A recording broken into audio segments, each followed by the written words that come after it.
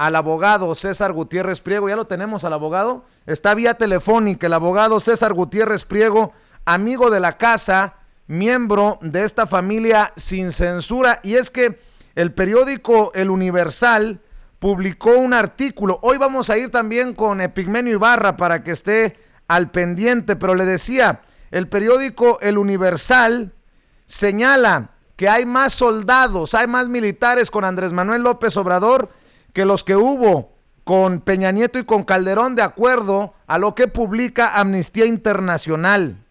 El gobierno del presidente Andrés Manuel López Obrador ha desplegado más efectivos militares como parte de su estrategia de seguridad pública que las administraciones de Enrique Peña Nieto y Felipe Calderón, advirtió Amnistía Internacional en su informe 2020-2021.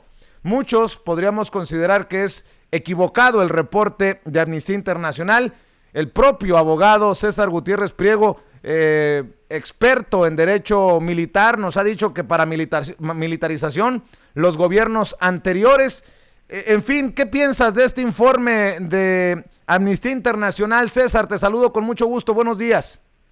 Buenos días, mi querido Vicente, como siempre un placer saludarte. Mira, te comento de forma rápida y sencilla. Ellos dan un informe respecto a la utilización de las Fuerzas Armadas, pero hay un gran y importantísimo detalle que es el que no mencionan, que les podrá gustar o no a todos los detractores del gobierno y de las Fuerzas Armadas, pero es la primera vez en México que es legal que los elementos militares y navales están haciendo las funciones de coadyuvancia en la seguridad pública, y eso está en la ley de la Guardia Nacional, les guste o no les guste.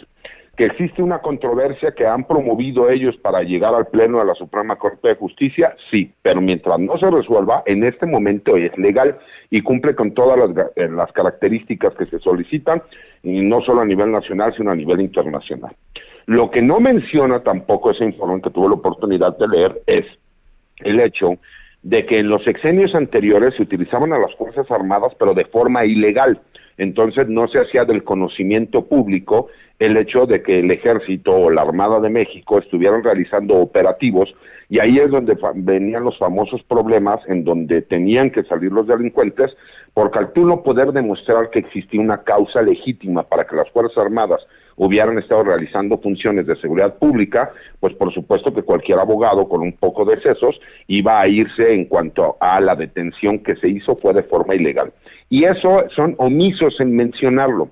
Nos hemos dado cuenta cómo existe toda una gran campaña para tratar de desprestigiar a las Fuerzas Armadas, por más que lo intentan, no han podido, y obviamente tratan de irse a todos los pequeños detalles que ellos consideran que pueden ser importantes. Pero yo le digo a la gente, es la primera vez en la historia que es legal que las Fuerzas Armadas estén apoyando y coadyuvando. Además, al hecho se suma que ellos consideran que los elementos de la Guardia Nacional siguen siendo militares por el hecho de haber pasado comisionados estos policías militares y policías navales a la Guardia Nacional.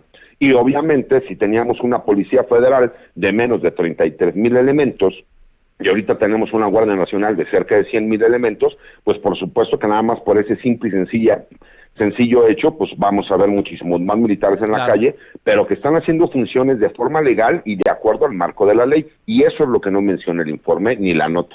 Fíjate qué inconsistencias